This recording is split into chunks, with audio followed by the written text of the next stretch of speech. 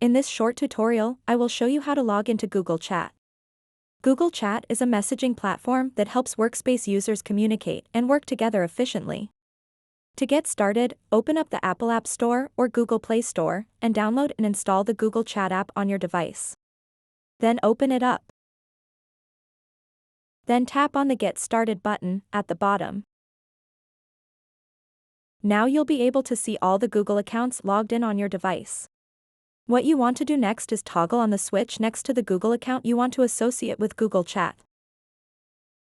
Then tap Done at the top left corner of the screen. Now you've successfully logged into your Google Chat account. So that wraps up this tutorial. If you have any questions about this whole process, please let me know in the comments section below. And if this video helped you out, please give it a big thumbs up and subscribe to this channel for more tutorial videos like this one. Thank you so much for watching and have a good day.